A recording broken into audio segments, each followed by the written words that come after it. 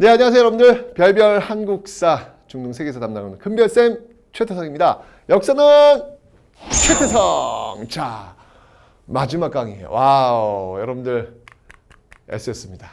마지막 강의는 사실 여러분들 그냥 교과서 한번 읽어보면 되는 그런 중요한 내용들은 아니고요. 그냥 한번 읽어보면 되는 그런 내용들로 지금 채워져 있으니까 쭉 한번 따라와 보도록 하죠.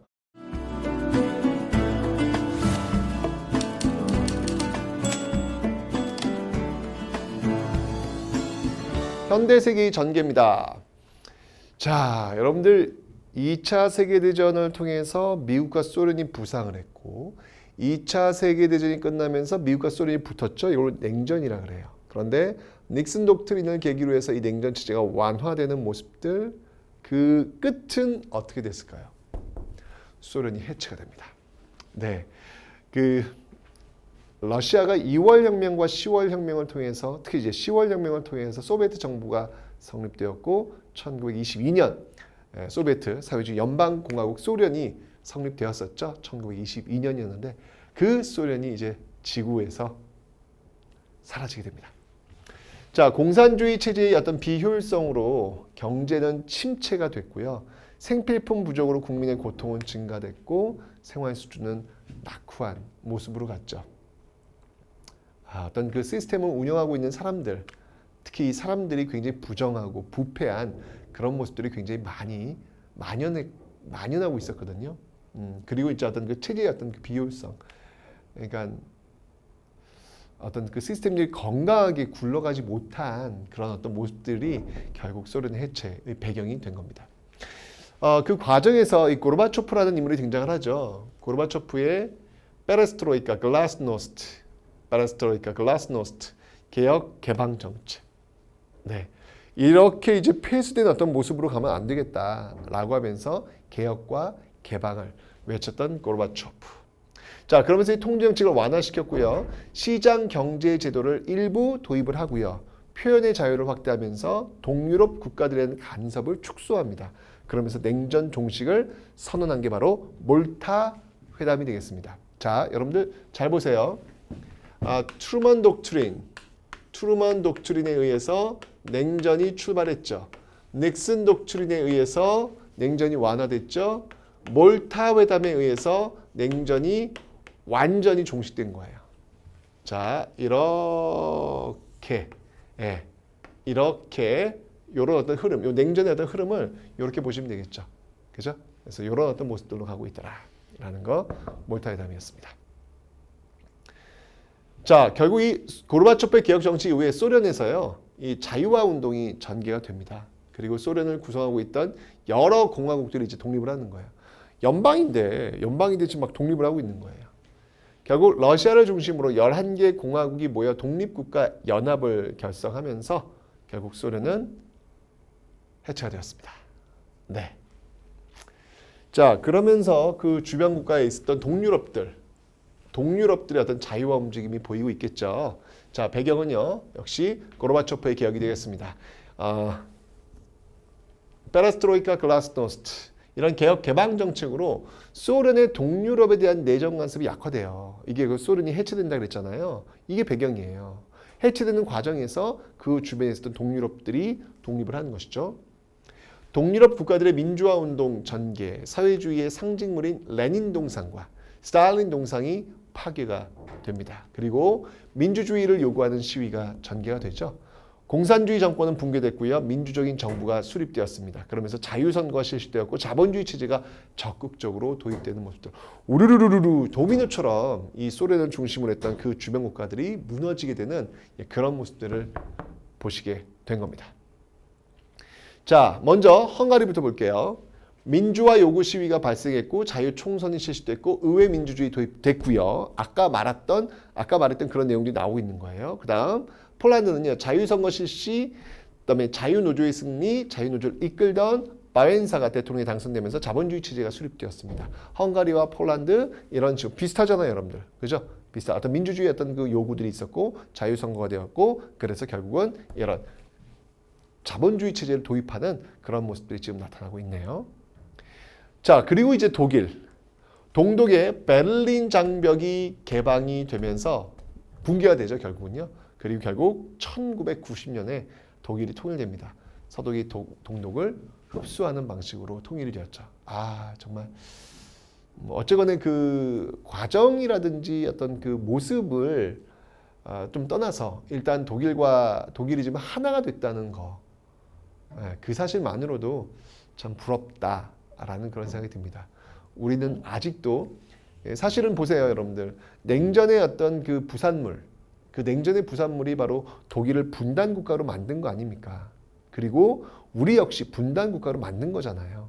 이게 냉전의 어떤 결과인데, 그 냉전의 결과, 결국은 독일은 하나가 되었는데 아직 우리는 하나가 되고 있지 못하다는 사실. 아직 그래서 우리 역사가 완성되는 역사가 아닌가 보구나 라는 그런 생각이 드네요. 다른 데는 냉전이 이제 딱 종식이 되면서 하나가 됐는데 우리는 아직 안 되고 있잖아요. 그죠? 자, 이러면서 자본주의가 확산됩니다. 이 소련의 해체와 동유럽 공산 정권의 붕괴가 되면서 자본주의 경제 질서가 전 세계적으로 확산되는 그런 모습들을 보이고 있죠. 자, 그 과정에서 나온 세계화. 자유무역 체제가 확대가 돼요. 관세 및 무역에 관한 일반 협정, 가트 체결, 세계무역기구 설립, 자유무역협정의 체결, FTA. 자, 이건 뭐냐면 쉽게 얘기하면 자유무역이에요. 보호무역, 자유무역의 어떤 그 상대되는 말로는 보호무역 있잖아요. 그죠? 이 보호무역이 아니라 정말 어떤 한 나라에 이렇게 딱 이렇게 한정되어 있는 게 아니라 무역이라고 하는 것들이 쫙 전 세계적으로 쫙 펼칠 수 있는 그런 어떤 세계화의 어떤 모습들이 지금 나타나고 있더라. 뭐 지금도 마찬가지잖아요. 그죠? 자, 세계화의 진전, 교통과 정보통신 기술 발달, 각 나라의 시장이 개방되었고요. 국가 간 상품, 자본, 정보 등의 이동이 활발해지. 뭐 지금 우리나라도요. 지금 뭐 엄청나게 지금 왔다 갔다 하고 있잖아요. 지금. 뭐 예를 들면 뭐 맥도날드가 지금 우리나라에 와 있다. 다국적 기업이잖아요. 이게 어느 나라 기업이지? 이게 미국 기업이야? 그러면 미국 기업 나가? 그런데 이 맥도날드에서 일하고 있는 한국인들이 또 무지하게 많거든요. 이게 미국 기업이야? 우리나라 기업이야? 우리나라 기업이야? 미국 기업? 이런 분간 자체가 굉장히 애매모호해지는 세계화된 어떤 그런 기업들이 지금 많아지고 있다. 그런 의미가 되겠습니다. 자, 지역경제협력체 결성, 유럽연합, EU는 이미 결성되었고, 아시아 태평양 경제협력체, 아페크, 동남아시아 국가연합, 아센, 북미 자유무역협정 체결, 나프타, 뭐 이런 덩어리가 되어서 지역경제가 이렇게 덩어리 되어서 나오고 있는 협력체들이 지금 등장하고 있다라는 이야기가 되겠습니다. 자, 그 다음에 동아시아 국가들의 변화를 한번 볼게요. 아, 중국 정말 2차 세계대전 끝나고 나서 냉전체제의 어떤 그 출발과 함께 중국이란 나라도 사회주의 국가가 수립되었고 이 장제스 정부는 타이완으로 쫓겨갔잖아요. 그리고 나서 이 중국은 문화대혁명 그 10년의 그 아픔을 겪으면서 침체기. 하지만 덩샤오핑의 흑묘백묘론, 쥐를 잡기 위해서는 흰지건, 흰고양이건, 검은 고양이건 상관없다 라고 하면서 자본주의 체제를 도입하면서 서서히 중국이 깨어나기 시작합니다. 1980년대 이후 급격한 경제성장으로 세계 2위의 경제 대국으로 성장을 하게 되는 것이죠. 그게 지금 이제 중국으로 있는 거예요. 정책 민주화를 요구하면서 태난먼 사건이 발생했다라고 설명드렸죠. 농촌과 도시의 불균형 발전, 빈부격차 등의 문제점들이 지금 중국에 지금 나타나고는 있습니다. 어쨌거나 지금 중국은요 엄청나게 성장하고 있고요. 지금 미국과 거의 양대 산맥을 양대 축을 이루면서 지금 달려가고 있는 형국임을 기억하시면 되겠습니다. 자, 일본 볼게요. 일본은요 6.25 전쟁, 베트남 전쟁을 거치면서 다시 한번 부강해지는 그런 기회를 맞이하게 됐죠. 그런데 1990년대 이후에 경제가 침체하면서 2000년대 다시 안정화의 길로 가고 있습니다. 특히 이제 극우파의 재무장에 따른 주변 국가의 갈등이나 원전 폭발 사고 등의 어떤 문제점들이 지금 보여지고 있었죠. 자, 현대 세계 과제입니다. 먼저 환경 문제, 인구 증가하고 있죠. 그리고 공업화의 가속으로 인해서 폭설, 폭우, 오존층 파괴 등 문제가 발생하고 있는데요. 이런 것들은 국제적 협력을 통한 해결 노력이 필요해 보입니다. 환경 문제 있고요. 그 다음에 기아 및 빈부격차. 곡물 수요에 비해 부족한 곡물 생산량과 그 다음에 식량 분배의 불균형, 선진국과 개발도상국가의 빈부격차, 이걸 남북 문제라 그래요. 남북 문제라고 합니다.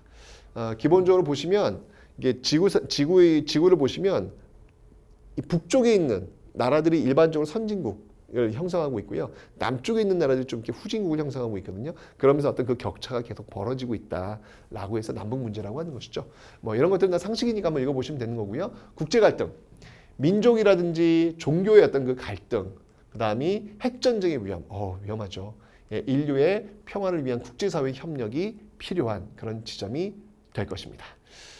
자, 이렇게 해서 여러분들 현대사까지 한번 다 끝냈습니다. 사실 뭐 이 파트는 여러분들이 한번 쭉 읽어보시면서 상식적으로 그냥 이해하시면 되는 부분이에요. 왜? 지금 여러분들이 살고 있는 시대이기 때문에 그렇습니다. 자, 이와 관련된 별 채우기 한번 보도록 하겠습니다.